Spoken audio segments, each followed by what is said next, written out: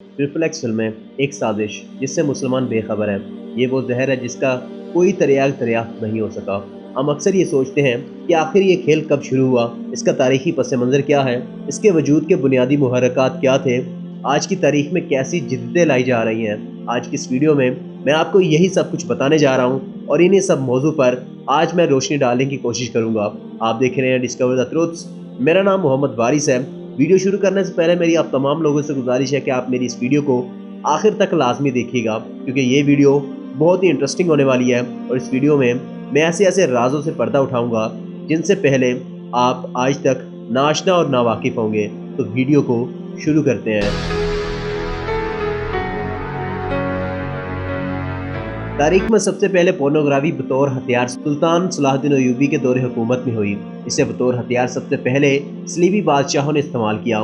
कहानी कुछ यूँ है कि सलीबी हर मैदान में मुसलमान नौजवानों के हाथों शिकस्त फाश से सख्त परेशान थे। इस्लामी अफवाज सलीबी जमीयत और मुतहदा कुव्वतों पर भारी साबित हो रही थी और इनको तहस नहस कर रही थी। सलीबियों की सोच का धारा इस वक्त बदला जब 1.5 लाख मुसलमान फौज ने बहरा कयानूस के साहिलों पर 15 लाख सलीबी जंगजुओं को ढेर कर दिया। इस मौका पर मुतहदा सलीबी फौज का बादशाह रोनाल्ड फूट फूट कर रोना शुरू हो गया।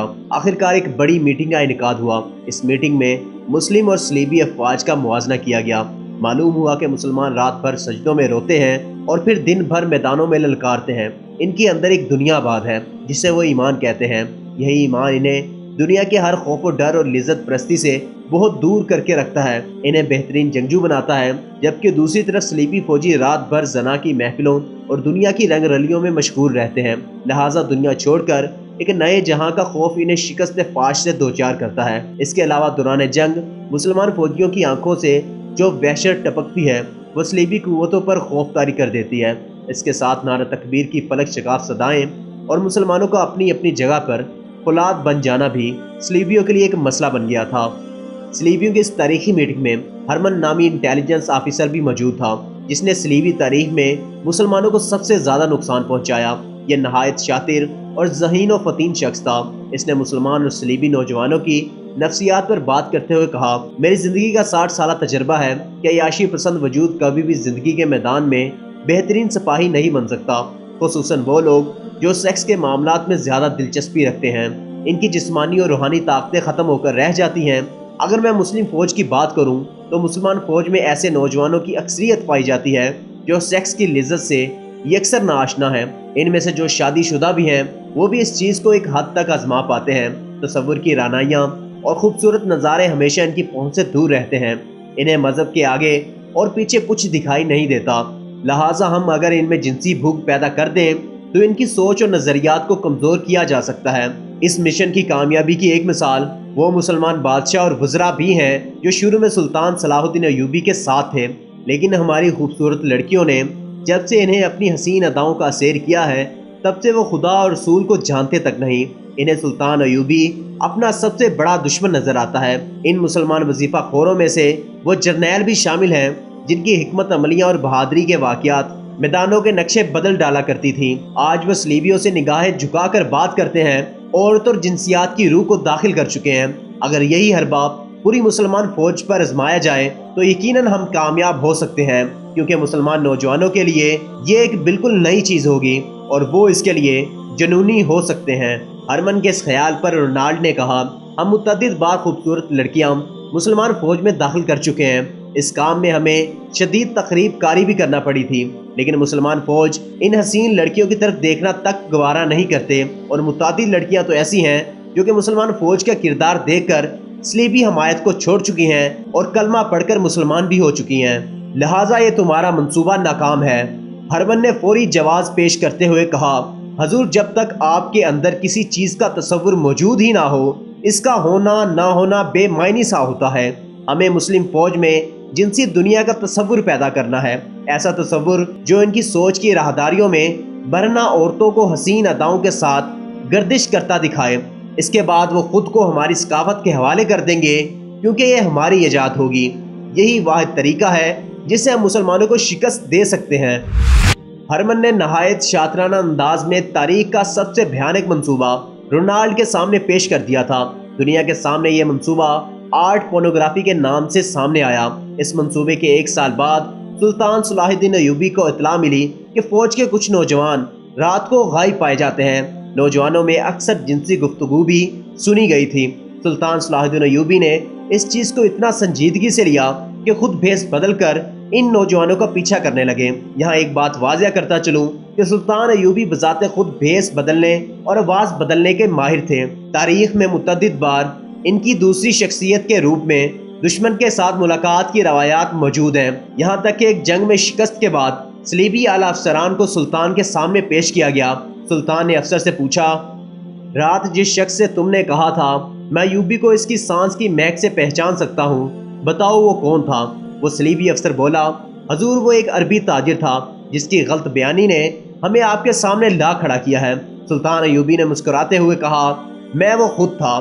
وہ حیرت زدہ سلطان صلاح الدین ایوبی کو تکتا رہ گیا۔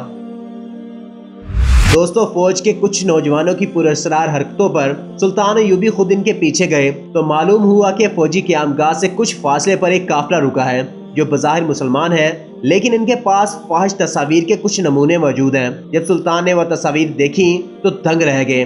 ان میں ایسی منظر کشی کی گئی تھی کہ کوئی بھی نوجوان سیکس کے لیے جنونی ہو سکتا تھا۔ اسی دوران سلطان صلاح الدین ایوبی کو دمشق اور مصر کے دیگر شہروں سے بھی اطلاعات ملی کہ شہر میں فاحش تصاویر کے کبا خانے کھل گئے ہیں جہاں جنسی اشتعال انگیز تصاویر دکھائی جاتی ہیں۔ نوجوان کو جنسیات کی باقاعدہ تعلیم دی جاتی تھی اور ساتھ یہ بھی لکھا تھا کہ مسلمان نوجوان بڑی تیزی سے برائی کی طرف مائل ہوتے جا رہے ہیں۔ سلطان صلاح الدین ایوبی نے فوراً اپنی جنگی پیش قدمی روکی اور پورنوگرافی کے اس ناسور کے خلاف محاذ کھولا۔ اس حوالے سے سلطان صلاح الدین ایوبی نے ایک تاریخی تقریر بھی کی جس میں انہوں نے کہا، ہر قوم کی طاقت اس کا اچھا یا برا کردار ہوتا ہے۔ دشمن ہماری اصل طاقت کا اندازہ لگا چکا ہے، اب وہ سامنے کی جنگ کبھی نہیں کرے گا، اس لیے دشمن اب ہمارے قومی کردار پر حملہ آور ہے، کیونکہ یہ ضروری نہیں کہ جنگ میدانوں میں ہی ہو، جنگ سوچ اور رویوں کی بھی ہوتی ہے۔ جو قوم اس پر غالب آ جاتی ہے وہ فتح یاب ہو جاتی ہے۔ ڈسکور دا ٹروتس کے معزز ناظرین، صلیبی انٹیلیجنس آفیسر ہرمن ایک نہایت ذہین اور شاطر انسان تھا۔ اگر آپ پوری صلیبی تاریخ کا مطالعہ کریں تو آپ کو یہ شخص پوری تاریخ میں چھایا ہوا نظر آئے گا۔ صلیبی جب ہمت ہار چکے تھے تو اس شخص نے ہی ان کی جان میں جان ڈالی تھی۔ اسی کے منصوبے پر عمل کرتے ہوئے دنیا کے مشہور منظر نگاروں کو منہ مانگی قیمت پر خریدا گیا۔ ان سے ایسی فاحش تصاویر کشی کروائی گئی کہ جن کو دیکھ کر نظریں ہٹانا مشکل ہو جاتا تھا۔ وہ سیکس جس پر لوگ ایک حد تک توجہ دیتے تھے پھر اسے بے حد سوچنے لگے۔ صلیبی بادشاہوں نے جب اپنے اس منصوبے کو 100% کامیاب ہوتے دیکھا تو اپنی کتابوں میں اس کا تذکرہ بڑی شان سے کیا۔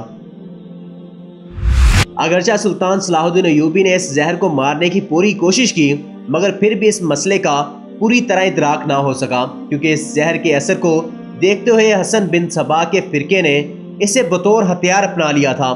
صلیبیوں سے اس آرٹ گرافی کی نئی جدتوں پر مانگ کی گئی تھی۔ یوں حسن بن صبا کی پہاڑوں میں بنائی ہوئی پراسرار جنت میں ایک اور ہتھیار کا اضافہ ہوا۔ اسی دوران سلطان صلاح الدین ایوبی نے بیت المقدس کو فتح کیا مگر اس کے کچھ ہی عرصہ بعد وہ اس دنیا فانی سے چل بسے۔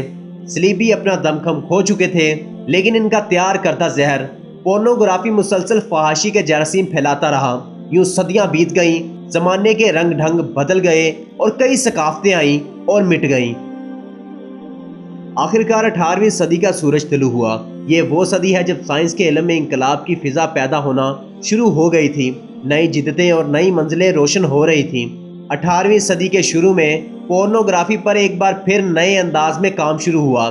اس بار پورنوگرافی کے لیے لکڑی کا استعمال ہوا۔ اس کے علاوہ درختوں کو بھی کاٹ چھانٹ کر جنسی عضو کی طرح بنا دیا گیا۔ فرانس میں ہوئے اس تماشے پر لوگوں کا ہجوم لگ گیا۔ لوگ بے پناہ دلچسپی سے لکڑی کے بنے جنسی سامان اور درختوں پر ہوئی زیادتی جوک در جوک دیکھنے آنے لگے۔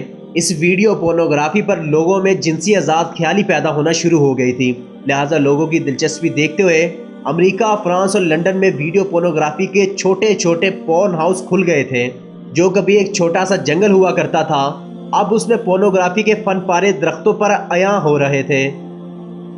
1839 میں کیمرہ ایجاد ہوا۔ اس ایجاد نے جہاں سائنس کی دنیا میں ایک بہت بڑا جادو کیا وہیں یہ بہت جلد پورنوگرافی کا اہم ہتھیار بھی بن گیا۔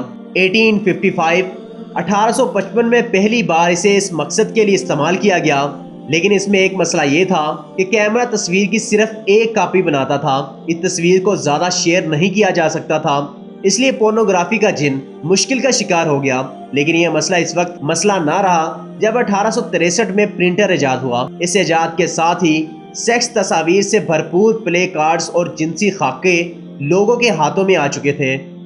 1871 میں جنسی تصاویر بلیک اینڈ وائٹ رزلٹ میں پوری شدت کے ساتھ مارکیٹ میں آ چکی تھیں۔ ان مارکیٹوں میں فرانس کی مارکیٹ سب سے آگے تھی۔ بس ثابت ہوا کہ فرانس ہر 2 نمبر اور ہر گندے کام میں آگے ہوتا ہے، کیونکہ فرانس میں سب سے زیادہ حرامی پیدا ہوتے ہیں، اور یہ میں نہیں، یہ گوگل کی رپورٹ بتاتی ہے۔ 1876 ویڈیو کیمرہ ٹیکنالوجی منظر عام پر آئی۔ اس ٹیکنالوجی میں ویڈیو کیمرہ 1 منٹ میں 60 تصاویر کو کیپچر کر سکتا تھا۔ پھر ان تصاویر کو چرخہ نما مشین پر ایک بڑے رول بنڈل کی صورت میں چڑھا دیا جاتا تھا، پھر اس چرخے کو ہاتھ سے چلایا جاتا تھا۔ اس سے تصویر اتنی تیزی سے گھومتی تھی مانو کہ ایسے لگتا تھا کہ جیسے ویڈیو پلے ہو رہی ہے۔ اس طریقہ عمل کو آگے چل کر ٹی وی ٹیکنالوجی میں بھی استعمال کیا گیا۔ آج جو ہم حرکت کرتے اور زندہ محسوس ہوتے HD ویڈیوز دیکھتے ہیں، دراصل یہ ہزاروں تصاویروں کا مجموعہ ہوتا ہے جو اس تیزی اور صفائی سے پلے ہوتی ہیں کہ ہمیں تصویر کی حرکت نظر تک نہیں آتی۔ ویڈیو ٹیکنالوجی کے وجود میں آتے ہی یورپی ممالک میں فلم ساز انڈسٹری کا ابتدائی ڈھانچہ بننا شروع ہو چکا تھا۔ اس کے ساتھ ہی تاریخ میں پہلی بار باقاعدہ پورن انڈسٹری کا آغاز ہوا۔ پہلی پورن فلم 1895 میں ریلیز کی گئی۔ اسے لومیئر برادرز انڈسٹری نے پہلی بار عوامی نمائش کے لیے فرانس میں پیش کیا۔ اس کے ڈائریکٹر مسٹر آربرٹ کرشنر تھے۔ پہلی پورن فلم 16 منٹ کی تھی، جس میں ایک عورت کو برہنہ انداز میں ہوش ربا ادائیں دکھاتے ہوئے پیش کیا گیا۔ یہ فلم نہایت منافع بخش ریکارڈ کے ساتھ مقبول ہوئی۔ اس کے ساتھ ہی سیکس کی خواہش ضرورت سے بڑھ کر جنون میں بدل گئی تھی۔ یورپ کی گلی کوچوں میں اور چھیڑ خانی کرنے لگے تھے۔ پھر یہی چیز آگے چل کر یورپی ثقافت کا حصہ بھی بن گئی۔ 19ویں صدی کے آغاز میں کیمرہ ٹیکنالوجی میں مزید بہتری آئی۔ مناظر پہلے سے زیادہ صاف اور معیاری ریکارڈ ہونے لگے۔ اس کے ساتھ ہی فرانس اور دیگر یورپی ممالک میں سرکاری سطح پر پورن تھیٹر کھول دیے گئے، جہاں پورن اداکاروں کی پیداوار کا سلسلہ شروع ہوا۔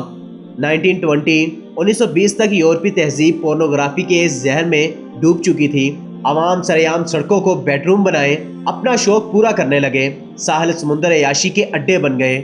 میاں بیوی ایک دوسرے کی ذمہ داریوں سے بھاگنے لگے۔ 1970 میں پورنوگرافی کا زہر برصغیر میں بھی داخل کرنے کی کوشش کی گئی۔ پہلے یہ صرف تصاویر تھی۔ اسے ویڈیو کی شکل میں دکھانے کے لیے یورپی کمپنیز نے پاکستان اور دیگر ایشیا ممالک سے اجازت مانگی، جس کا جواب ان کو انکار کی صورت میں ملا اور پورنوگرافی کو ایک جرم قرار دے دیا گیا۔ دوسری طرف یورپی ممالک میں سیکس ویڈیوز کی ڈیمانڈ کم ہونا شروع ہو گئی تھی، کیونکہ ایک ہی سین ہر فلم میں دیکھ کر عوام بور ہونا شروع ہو گئے تھے۔